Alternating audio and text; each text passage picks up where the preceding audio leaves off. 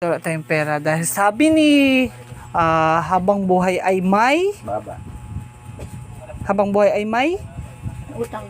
pag-asa. Ano naman si mama? Mali, ano may utang? Dingig ko yun eh. Ang mahalaga ay tayo ay kahit mahirap ay ang ating lamang ay Ganyan ang pagpupit. black and white lamang.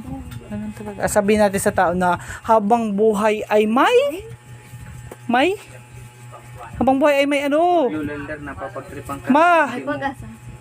pagbangon. Ano naman si mama? Hindi ka nakikinig kay father?